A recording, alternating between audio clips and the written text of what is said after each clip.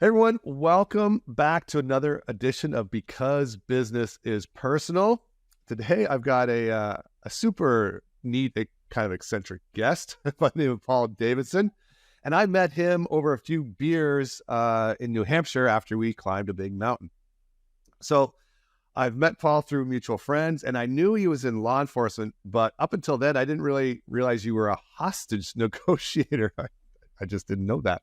I knew you had a hard time crossing borders because your passport is so stacked with bizarre and strange terrorist country stamps. But anyways, I was super surprised when you said you wanted to be on my podcast because a lot of the stuff that you do with hostage negotiation and that sort of thing would relate to marketing. So anyway, Paul, could you just give a brief biography on who you are and what you do? Yeah, absolutely. And well, firstly, great to see you, Mike, and thanks very much for the invitation. This is a real treat. So yeah, I mean, look, I mean, as you've summarized, as a young guy way back in the early 90s, I joined law enforcement. The normal route into that area of business, if you like, and then throughout my career, I sort of kept taking sort of slightly odd career choices and ended up in this sort of weird place. Dealing with hostages around London and organized crime and that sort of stuff, which was fascinating and I enjoyed it. And then around about 2015, I became responsible for the training of all hostage negotiators in the UK, the deployment of resources overseas, predominantly to help British nationals that had got themselves in some really challenging situations, generally through no fault of their own, I have to say. And then joined the Foreign Office, which is, you have living around the world, they tend to give these areas of government different titles, but the Ministry of Exterior, the area of business that looks at foreign issues and overseas, what have you, advising the Prime Minister and others on their security posture and their response to hostage negotiation issues. And at the same time, continuing to train hostage negotiators. And what I really enjoyed about it, particularly with regards to the training aspect, is the psychology that this stuff isn't new. Persuading people to do something has been around for a very long time. 300 BC, Socrates had a pretty good idea of how to persuade people on things, and that was a long time ago. And all of those people that were meeting up in Jordan to trade on market stalls centuries ago knew how to persuade people. It's not new.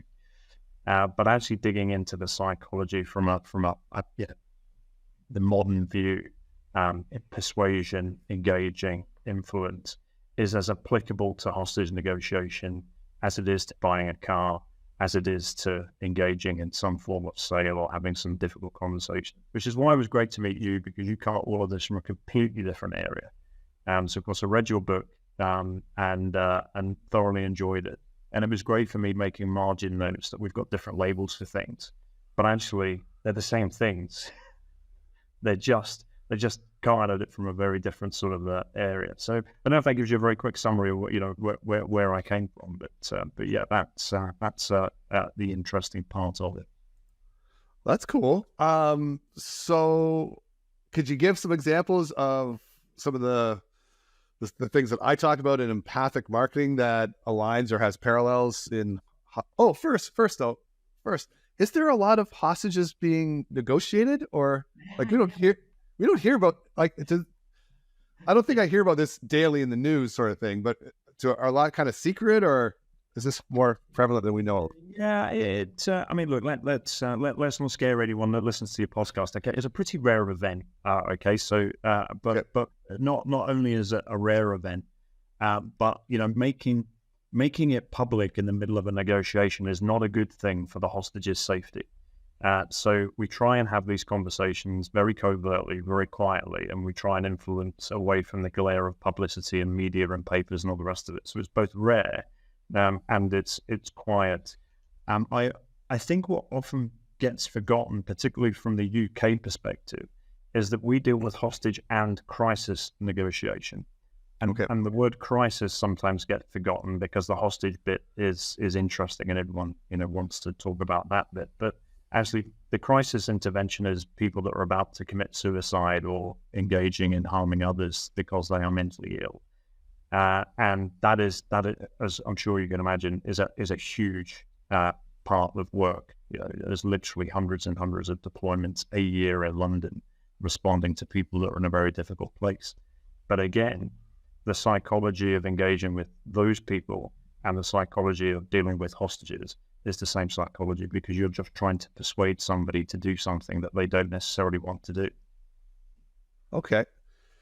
Yeah. So my book, Empathic Marketing, as you know, was grown from my time as a paramedic and the empathy I showed there. And you just brought to my memory a call that highlights that incredibly. So this was a patient. He was, I don't know if he was just diagnosed with HIV/AIDS or something along those. It was HIV/AIDS. I don't know how far along he was in his diagnosis, but I guess his doctor didn't have the best bedside manner.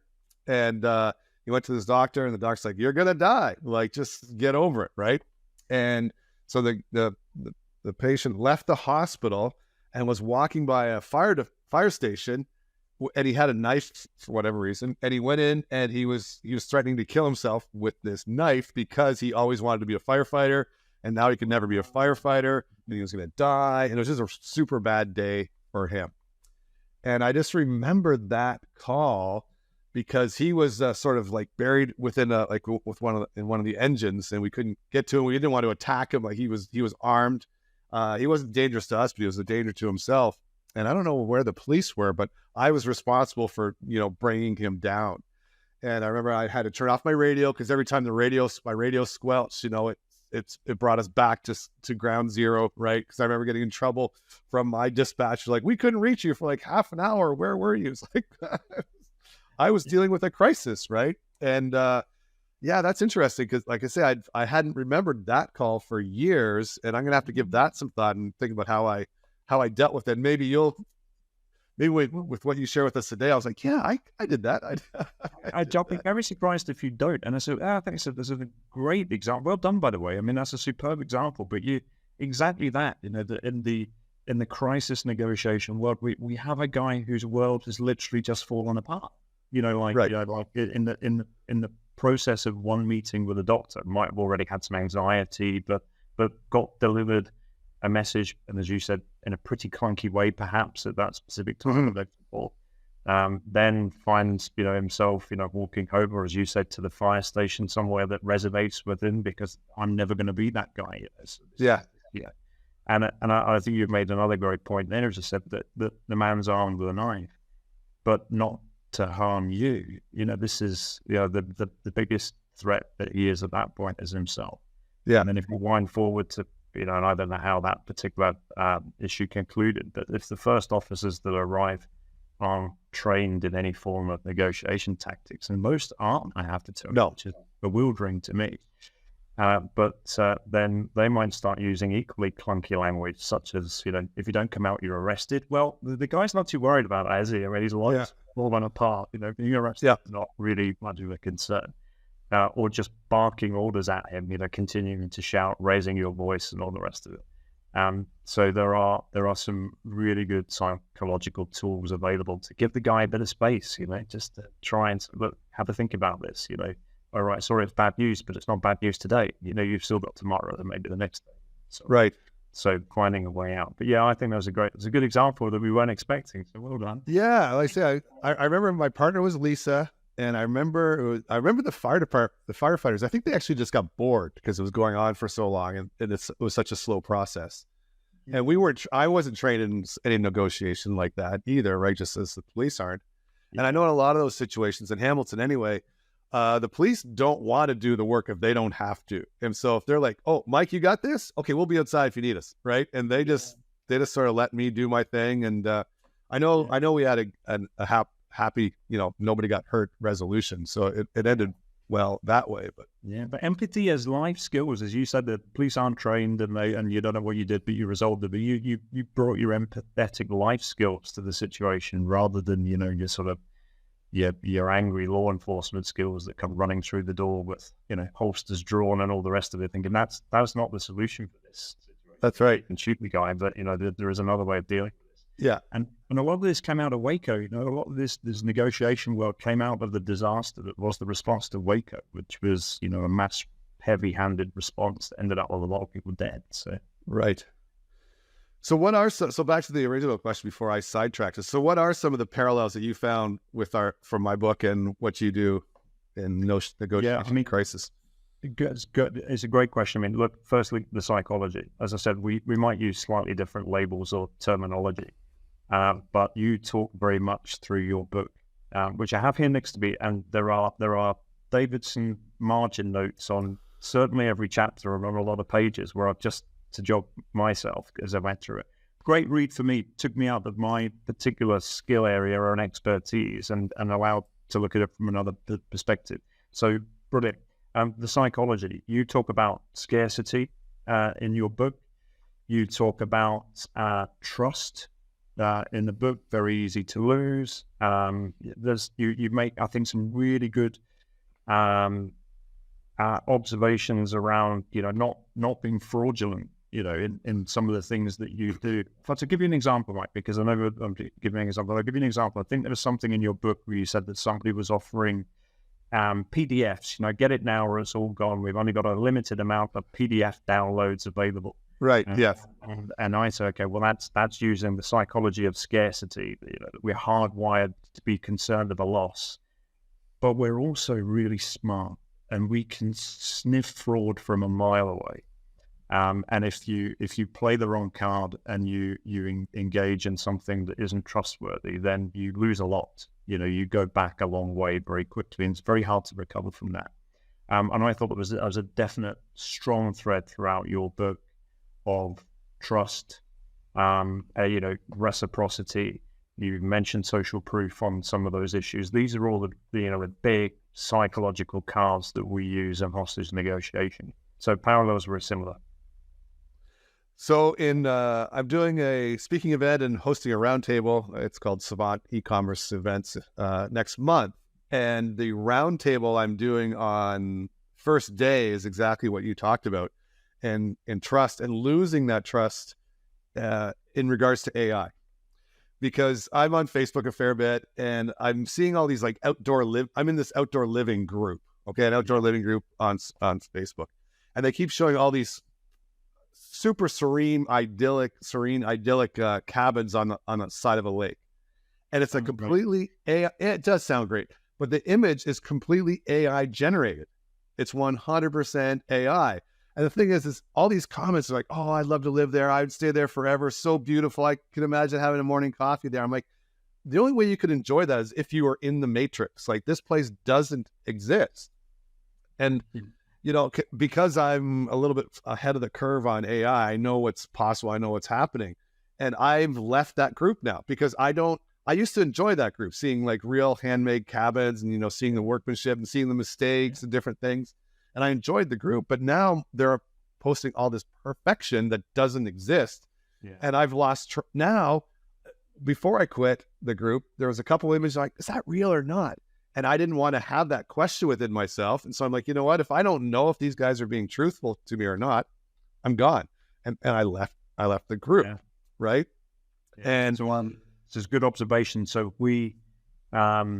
if we looked then at your response to that in relation to what we would call the FBI's behavioral staircase, which takes you from zero to hero to influence.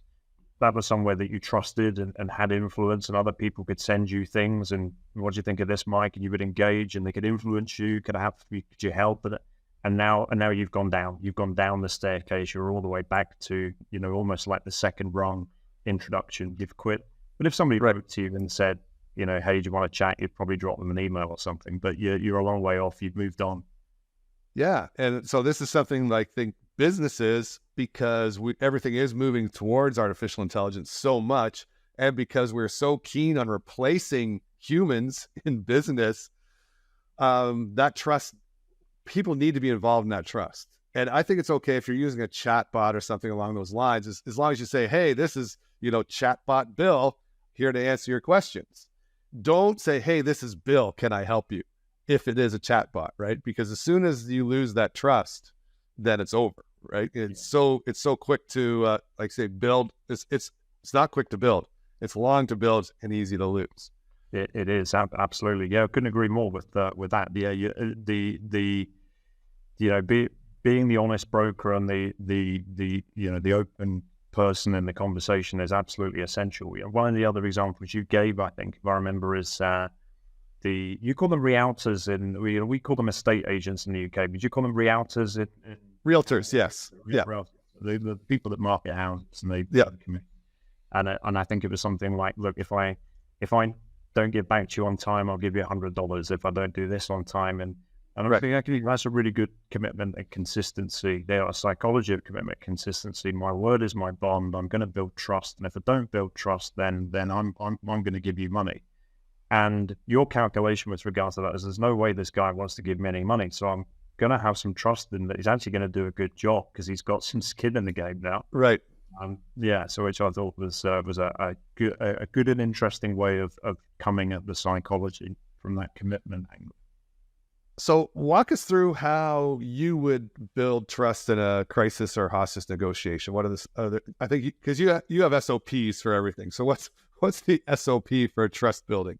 Yeah, we do. Well, interestingly, yes, we do, except in this arena, because this is science meets art. And each individual has to work out what their specific artistic approach is to it. But you've been given the psychology tools, then you have to go and work out, how you would approach something. And you're absolutely right. So first, really on the first day of our training. So to explain what the hostage negotiation course looks like, that's a really intensive 2-week course. Law enforcement and military are generally the students. It's 16 hours a day. Working in teamwork. It's solid for 2 weeks. It's designed to get you tired. It's designed to get you grumpy, and it's designed to make sure that you can still apply the psychological tooling in a tired state. Because really, when you go to work, you could be there a lot of days and you could be tired. So it's realistic, right? And pretty much on the first day, we talk about the staircase and how to build trust and empathy. Law enforcement, you may also you recognize this from your days in the we call it the fire brigade. What do you call it? The fire department. Fire department, yeah. So you might notice this: very good problem solvers. You turn up, you see an issue, you want to solve the problem, you want to move on. Problem solving, that's what those sort of agencies do. Or where someone actually you can't solve a particular problem in a hostage or a crisis situation until you've climbed the staircase and you have the right to do so. So the first thing that you need to be doing is engaging in initial communication, discussion, building empathy, building towards empathy and rapport, building beyond rapport to trust, beyond trust to influence. And then after you have influence, you can begin to work on behavioral change. So you need to artistically know, right, when can I pull the lever? When can I really start trying to nudge things around to make things happen? And if you do it too early, you go straight back down that staircase. So understanding, one of the things that we really sort of drill into students is you don't just understand the staircase. What you need to know is at every single interaction that you have with somebody, you should be able to pause and say, where am I on it? You need to know, am I building empathy here? I need to continue to build empathy. Okay, well, let's do that then. Let's just have a chat. That's fine. But see, that's interesting. You play golf, I play golf, or whatever it might be. If you finish the phone call or that particular action and you haven't gone beyond empathy, then you know on the next phone call or the next meeting, whatever you're going to do, that you're starting at least empathy or below.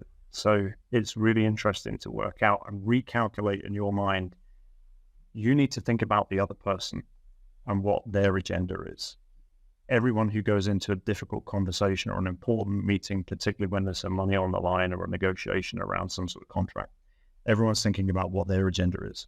What's my red lines? Where do I want to be? What will I put up with? What won't I put up with? I. Yeah. Well, actually, that's the pretty easy bit. They is where you should be in your thought process. Because once you've worked out that, then you can begin to go into the really interesting things around, okay, we're going to have a meeting. What's predictable?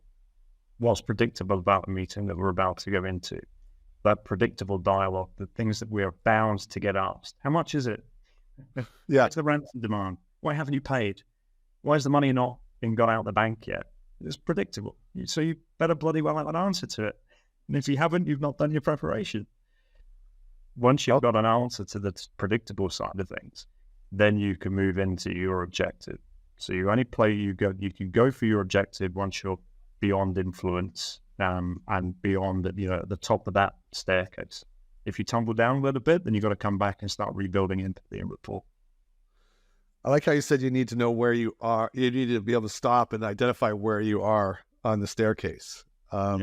Last week, we have an outdoor education center here. And last week, we had hosted a group of high school students. I have an orienteering course in the backyard. And so I teach you how to use the kids how to use map and compass. Brilliant. Yeah, and I said the exact same thing to them. I was like, okay, so you're going from here to checkpoint B, but are you going to go from here to checkpoint B directly? Or are you going to go from here to this trail intersection? Are you going to go from that trail intersection to this rock outcropping? Because you need to be able to, figure out where you are on the map at all times. Because if you don't know where you're on your map, then there's no way you can get to the end destination. Exactly. And don't think, we also used to say to people, don't think that this climbing of the staircase needs to be a long, drawn-out, tortuous process. You can leap up it. You can go really, really quickly up it. And, intuitively, some amazing salespeople, perhaps not even understanding the psychology, but just know what works because they've done it so often, and that's, what gets the biggest paycheck at the end of the month, will be able to jump up that staircase pretty swiftly. Where are your parents from? Oh, Montana. Oh, I used to be there. Before you know it, you're already up at empathy and rapport.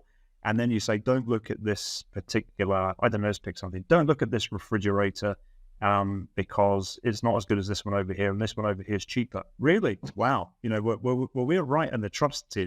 It's like you might get a bigger margin on the cheaper one here, but it doesn't matter. It's climbing up the staircase straight to influence. Why don't you take a warranty, so on and so forth? You could be there in minutes. But in the hostage negotiation world, you could be kicking around empathy and rapport for weeks. You could be at that for a long time before you start building. But it can be a quick process. Right. And I think if you linger longer than you need to, that could be detrimental as well. Right. Absolutely. Because, what are you there for? You're there for a conversation with a purpose. A negotiation is a conversation with a purpose. You have an objective that you need to achieve. If you're just kicking around empathy and rapport, then you're not achieving your objectives. Now, there's two reasons for that. One, because you're not very good at your job. And you, as you said, you've been lingering around on the staircase, not pushing on. Or actually, negotiation isn't working. We need to go back and have a look at some other tactics here, or come at it from another direction, because we're not progressing in the way that we should progress. Why is that? We might not be talking to the right person. We're not talking to the influencer. We're not talking to whoever can make this happen. But yeah, you're absolutely right. Your objective in any communication should be pretty clear to you.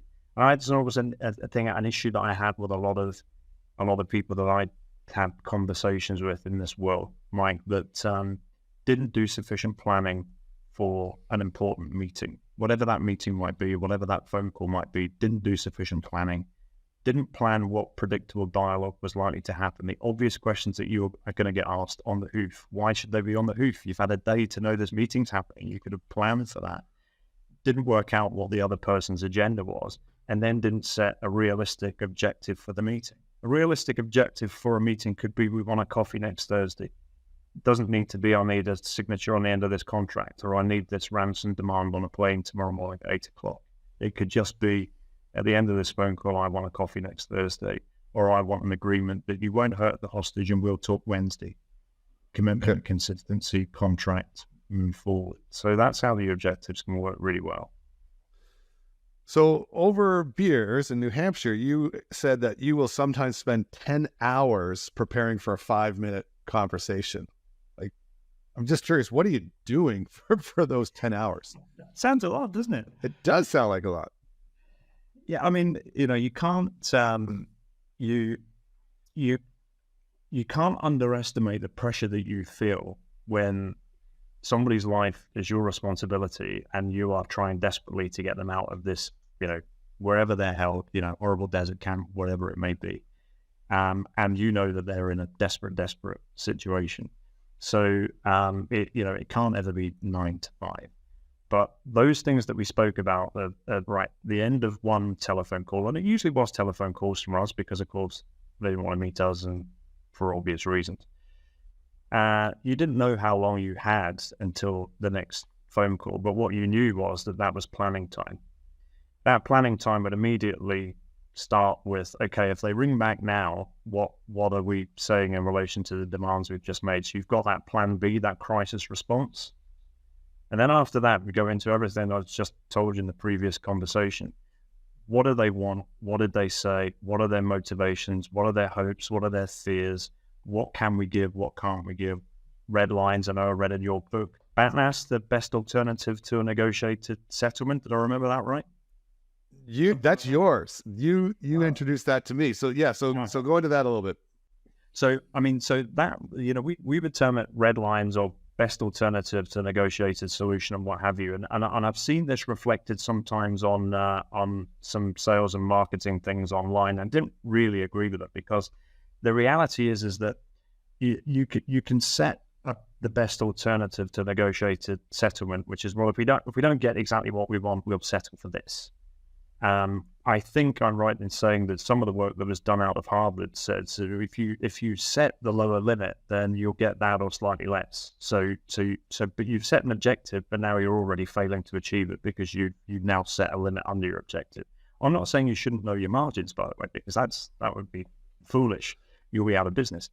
But in your line of work, if you have 10 hostages, your lower limit is like, well, if we say 5, it'll be a good day. Yeah, exactly. I mean, I don't know anyone who would drive home after work and say, look, we got 7 out of 10 and we're all feeling good about it. No, yeah. You're really not, Right. So we don't have a best alternative to negotiate. We have 10. Right. That's our starting point. All 10 safely home.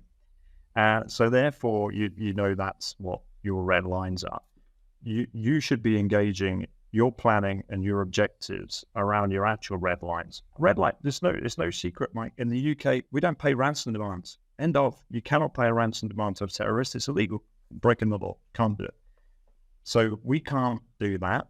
And really, anyone who's done their research will know that we can't do that either. So there's really not a lot of point in us trying to sort of say, well, would you take 900,000 rather than 1 million? Right. Because we're just going to let you down the road and we're going to go all the way down the staircase and somebody's going to get hurt.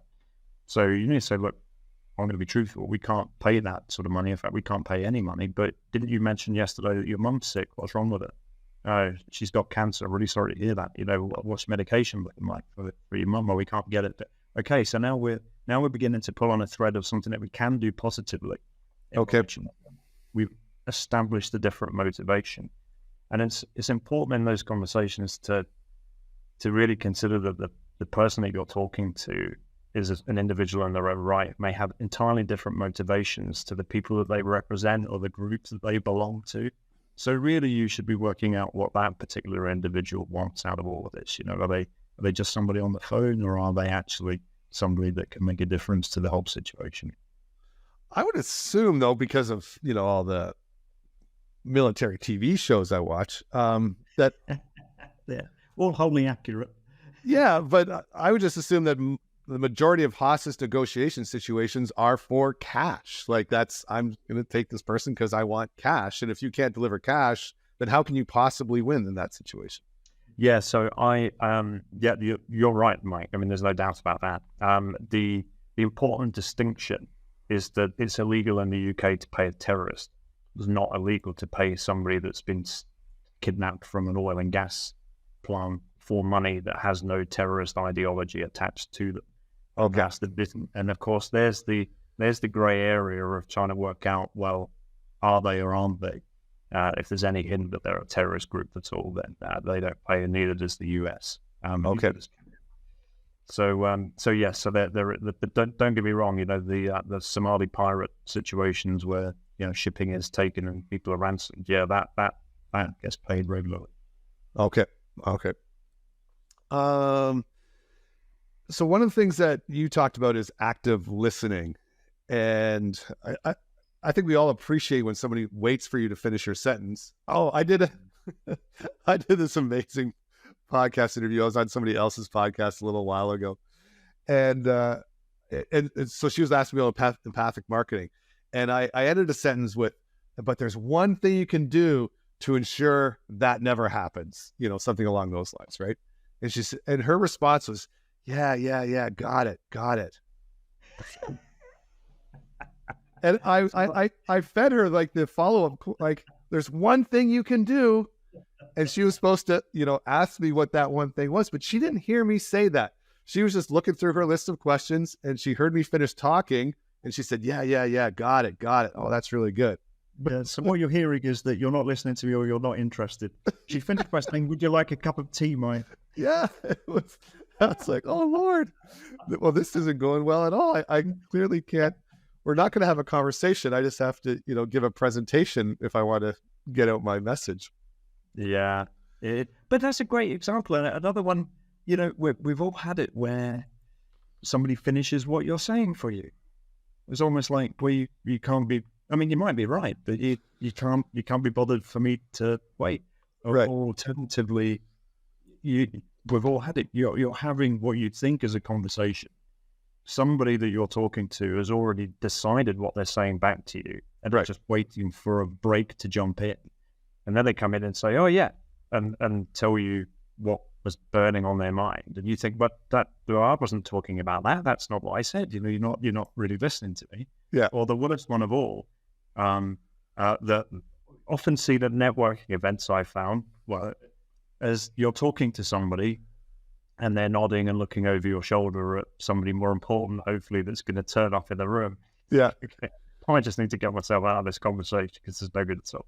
Yeah. So yes, we spend a long time.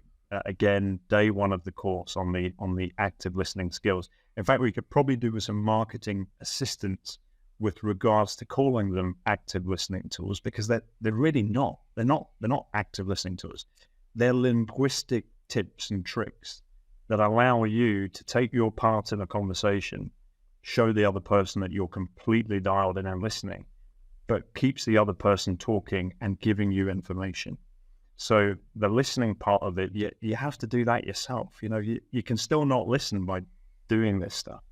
Let me give you an example. You get on a, so you're going shopping or whatever, Mike, and you get on a busy bus. Seats are completely taken.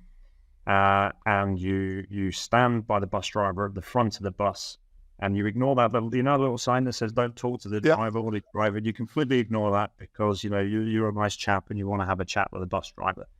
And you play one of the first active listening tools that we say, a lot of journalists around the world, that the open question. Only use open questions. So you say, "Oh, hi, how you doing? How'd you find driving the buses?" Now, that's not a yes or no answer. You like to think that you're going to spark some sort of, conversation from the bus driver. And the bus driver's response to you is, I like working at the depot, really like working with the boys and girls at the depot. Money's not bad. And he chuckles and says, yeah, it gets me out of the house.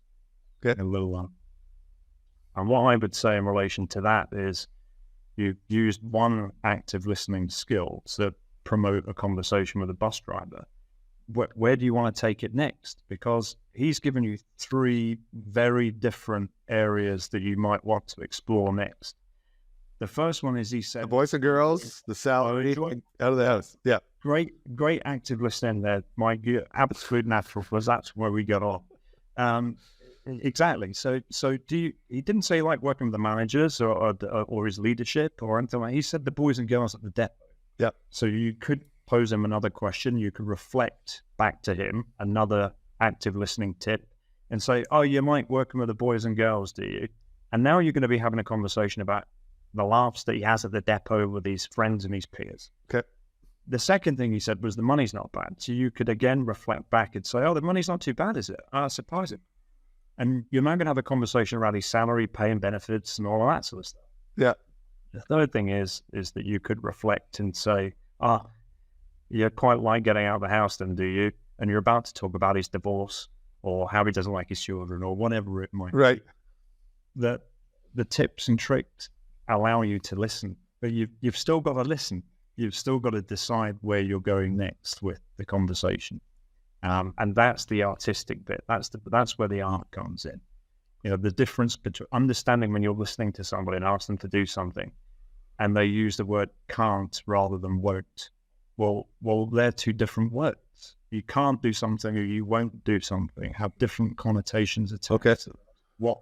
How do we unpack that? How do we use more tips and tricks to work out? Well, can't means there's a barrier that I might be able to get you over, but won't means that you don't want to. So there's something attached to that. Okay. So yeah, so there's 8 in total. And Yeah, that was going to be my next question, but I'm sure this is probably a half day or a full day in the training, like for the 8 tips. So what are the 8 tips? 8 linguistic tools. Yeah, we'll rattle through them. So as I said, these are tips and linguistic tools that provide you with space to listen. You take your part in the conversation. You will see these tools if you ever sit down and watch an amazing journalist, a politician, a diplomat. Everyone uses them and uses them to great effect. So we mentioned that paraphrasing, reflecting, mirroring. You know, speaking back either in your own words or the words that individual's just said, which says, I'm hearing you, I'm listening to you, I'm on your wavelength, I understand. So we just spoke about the bus driver, so that was a good analogy. The open questions, you know, that they're vital, because if you get into a closed question cycle, and I need to be cautious because there are points where you get into influence that you want to be in that closed question cycle, but predominantly at the beginning you want to be open questions. How's your day? If you want to practice this stuff and you go into the supermarket and you just say, hi, how's your day? You're prompting with an open question, a conversation. You can now turn on your active listening skills in a safe environment. Are you okay as a yes or a no? So it's an open question. Is there a middle ground? So how is your day is super broad and could be like, should you be how'd you like your walk over here today? Like something a little bit more specific, or? You know, like Mike, I mean, honestly, I generally think that, you know, if you're in a restaurant or a bar or you're in a shop and you say, how's your day? You're always going to get a conversation. Okay. You're always going to open something that goes somewhere else. You're absolutely right. It's super wide, but I don't really mind how your day is unless you turn around and say it's hell. Yeah. So, all right, hell, and I'll mirror and we'll be talking about that. Yeah. So anything that sparks a conversation. Minor encourages are really, really important. This is the head nod, the I understand, that's interesting, go on, oh my goodness, tell me more. Do you get Louis Theroux out there? What's that? Yeah. There's a journalist in the UK called Louis Theroux that does you know, some documentaries and what have you. If you don't know him, it doesn't matter. I haven't seen it. The point being is he's a very good journalist, and he uses minor encourages all the time. Very disarming guy. For some reason, people talk to him and tell him their deepest, darkest secrets, and he does it all with minor encourages. He says, "Oh, wow!" It says "wow" a lot. Yeah. Wow, and then people keep talking. After a minor encourager, generally comes the next one: silence. The silence has to be effective silence. So I'm talking to you. I'll ask you an open question, Mike. You'll respond to me, and I'll say "wow," and then stop, because you'll hopefully fill that space and keep talking. Okay. And then I maybe come out with another minor encourager and you'll keep talking. And all the time I should be gathering information, understanding your motivations and working out where we're going to go next. The important thing with silence is it has to be effective. I've seen salespeople play some really clunky silence with me over the years. So you walk in to buy a new car and the guy comes up, you know, he's had his 5 minutes worth of sales training. And he says, "Oh, so you're interested in the new 3 Series?" And he stops and he says nothing. Right. And now we're playing who blinks first. Yeah. And the reality is that I might fill that silence, but I'm buying my car up the road. You've made me feel uncomfortable. I don't like it. Feel like I'm being interrogated. You're not taking your part in the conversation. I'm off. Right. So you're down the staircase, dude. Oh, I'd hate to be your salesman. Yeah, well, you know, this stuff is really good for getting as much as you can off a car. But then there's some. The last few are we have the I message, which is generally I feel when you because. Just remember that phrase. I feel when you because. Okay. Works very well in an email. So email that works very well in. It's a challenge, but it's a soft challenge. So, for example, in responding to an email, I could write something like, I feel pretty disappointed when you haven't responded to 3 of my emails because I don't think you really value me as a customer. Okay. That generally gets a response. I think that's a marital aid too. I feel when you Yeah. feel when you be called. Yeah. Or call center staff that we've taught on de-escalation training, trying to sort of, some of them get spoken to pretty poorly.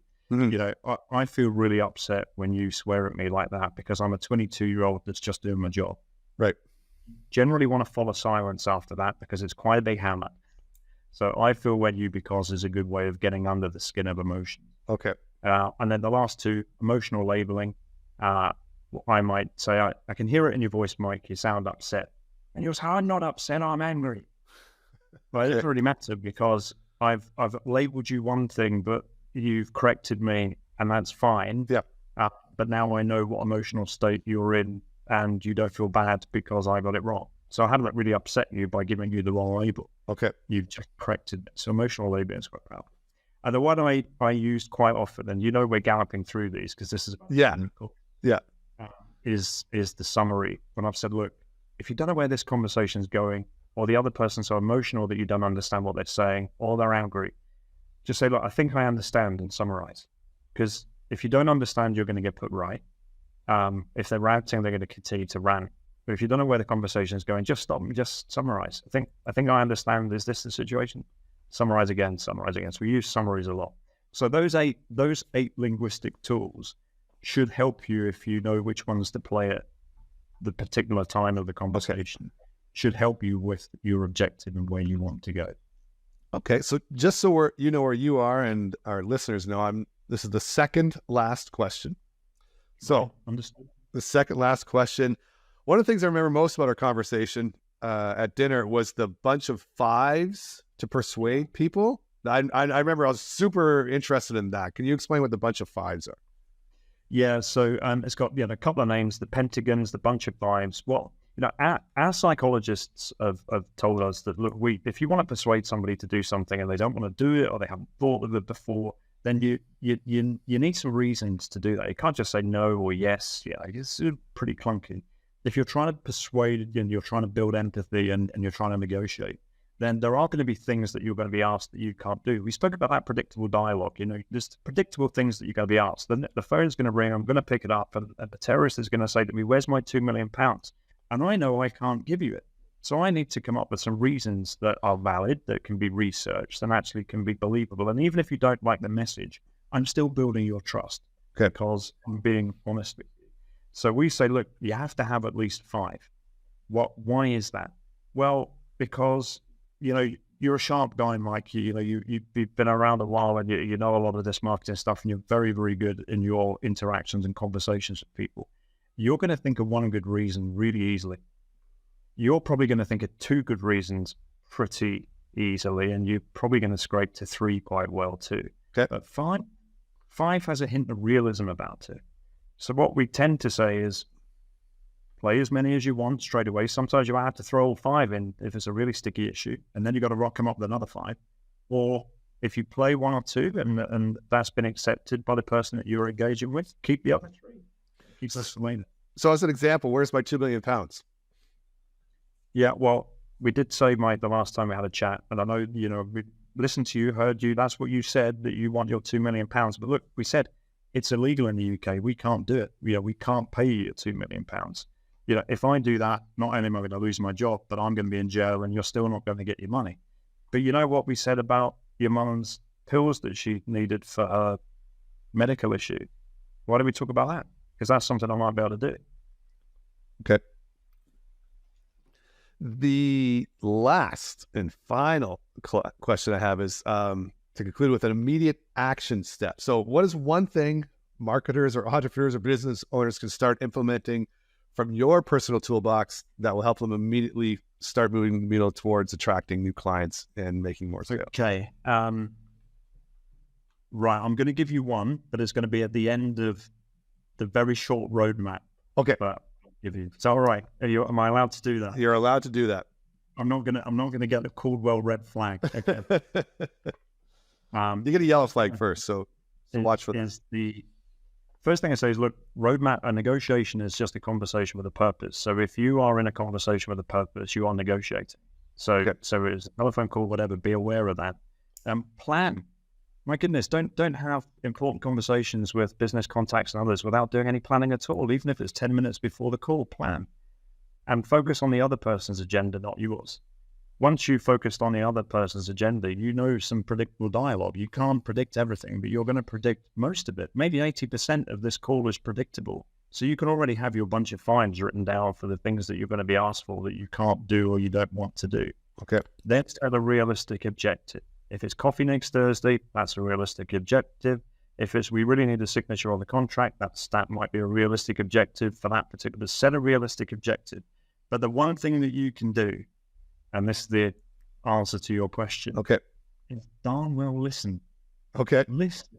Because too many people are too swift to jump in on their agenda. You gave some great examples of conversations you've had before. It's not about you. If it's a conversation with a purpose, it's about the other person. You will get a lot by listening. You will pick up an awful lot. And then after you've listened and you've made your notes, debrief. Think about it. What were you? What did you hear? What was said? What did you get wrong? You might have thought, oh gosh, they said that 3 times. They were trying to say this. Follow up with an email. I might have misread. I think you might have meant this. Okay.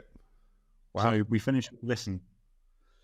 So just so our listeners know that you practice what you preach.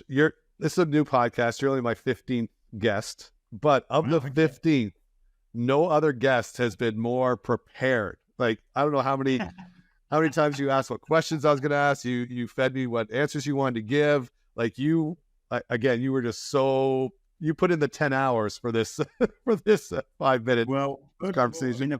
Mike, I read your book on the plane on the way home. That was 6 hours right there. There you go. Yeah, no, you definitely practice what you preach. Yeah, and active listening. Yeah, you're definitely my favorite person to talk to in our little group. Usually because you're the most coherent. Well, I hopefully will be joining you all again this year if all goes well, so we can catch up. Yeah. Well, this was definitely a unique, different interview with Paul Davidson. Thank you so much for sharing your years of expertise with us. No, my pleasure, Mike. Really good to see you.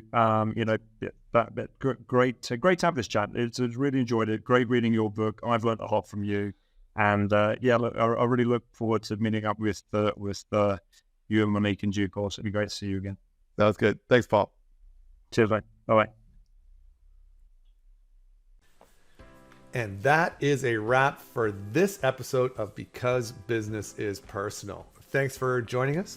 And don't forget to take advantage of my 2 special offers. First, you can get a free copy of my best-selling book, Empathic Marketing. You just pay for the shipping. Or you can get a 50% discount on my gap analysis session with the coupon code podcast. Just head over to www.becausebusinessispersonal.com or check the show notes for details. If you've enjoyed today's episode, please don't forget to follow, subscribe, leave a review, and share the podcast with others who might benefit. Your support means the world to us, so stay tuned for our next episode where we'll continue to delve into the intersection of empathy and marketing strategy. Remember, because business is indeed personal, every connection counts. Until next time, see you then.